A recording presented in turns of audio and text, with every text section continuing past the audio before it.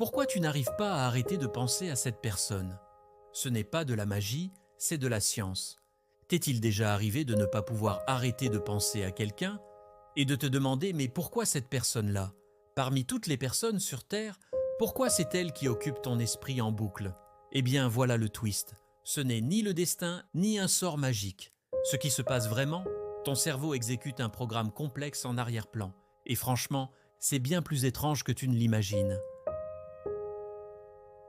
Chaque crush, chaque étincelle, chaque moment de « je n'arrive pas à arrêter de penser à toi », tout commence dans ton esprit.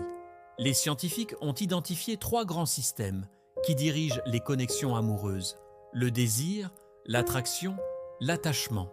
Le désir, c'est l'étincelle initiale, alimentée par des hormones comme la testostérone et les œstrogènes. C'est ton corps qui t'incite à créer un lien, un feu vert biologique. L'attraction, c'est ce qui provoque les papillons dans le ventre, l'excitation, l'euphorie émotionnelle, les pensées qui s'emballent. C'est la dopamine qui entre en action et inonde ton cerveau de sensations agréables. L'attachement, c'est ce qui maintient une relation sur la durée. Grâce à l'ocytocine et à la vasopressine, tu ressens un lien, de la sécurité, de la tendresse. Et là où ça devient dingue, c'est que ces systèmes peuvent fonctionner ensemble, mais aussi complètement séparément. Oui, tu peux désirer une personne physiquement, être obsédé par une autre et te sentir émotionnellement attaché à une troisième. Compliqué? Carrément. Qu'est-ce qui fait qu'une personne se détache du lot? Son sourire? Son énergie? Sa présence? Oui et non. Beaucoup de choses se passent en coulisses. Plus tu vois quelqu'un souvent, plus tu as tendance à l'apprécier. Ton cerveau aime la familiarité. C'est pour ça que des collègues, des camarades ou même des gens de ton passé peuvent soudain paraître plus attirants. C'est un biais cognitif. On est souvent attiré inconsciemment par des personnes qui nous rappellent les figures marquantes de notre enfance. Ce n'est pas une question de ressemblance physique, c'est une question d'émotion, de ton de voix, de gestes ou d'attitude qui nous rassurent. Et puis il y a les signaux biologiques, la symétrie du visage, une peau saine, la posture. Tous ces éléments sont perçus par le cerveau comme des signes de bonne génétique. On y est câblé, même si on n'en a pas conscience. Quand tu as un crush intense, ton cerveau devient un véritable laboratoire chimique. La dopamine explose à chaque interaction, chaque souvenir, chaque pensée liée à cette personne. La même sensation que tu ressens en mangeant du chocolat ou en remportant une victoire.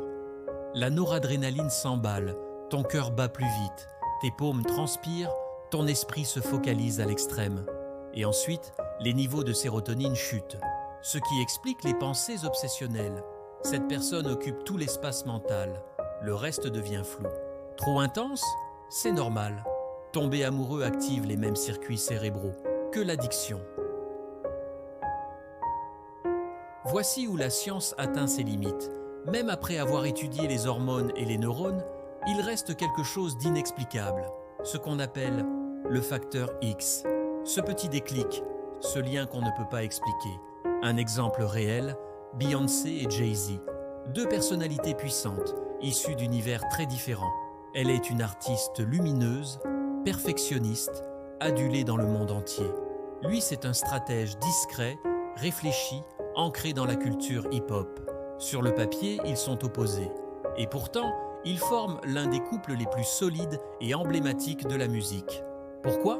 Peut-être que Beyoncé a été attirée par sa stabilité, un contraste rassurant face à la lumière constante. Peut-être que Jay-Z a reconnu en elle cette passion et cette ambition, qui reflètent les siennes. C'est ça la magie du facteur X. Ce n'est pas une question d'origine, ni de compatibilité logique. Parfois ça fonctionne, sans explication. Ce n'est pas qu'une question de physique. Oui, le physique attire l'œil, mais ce qui retient vraiment, c'est la personnalité. Des qualités comme la gentillesse, l'humour et l'intelligence émotionnelle. C'est là que les liens profonds se créent. Et il y a même ce qu'on appelle l'effet slow burn. Plus tu passes de temps avec quelqu'un, plus tu peux le trouver attirant, même si ce n'était pas le cas au départ. L'amour peut donc grandir, évoluer et parfois te surprendre. En résumé, ton cerveau déclenche l'attirance, il nourrit l'obsession. C'est toi qui choisis la suite, parce que les vraies relations, ce ne sont pas que des réactions chimiques. Elles se construisent avec du temps, de l'effort et du lien sincère. Alors, la prochaine fois que tu te surprends à penser à cette personne, souviens-toi, il y a une explication scientifique à ça. Mais l'histoire que tu vas écrire avec elle, ça c'est entièrement entre tes mains. Tu es sur The Psychology of Mindset, là où l'émotion rencontre la science et où ton esprit devient le héros de l'histoire. Si tu as aimé cette vidéo, pense à t'abonner à la chaîne et active la cloche pour ne rien manquer des prochaines explorations mentales.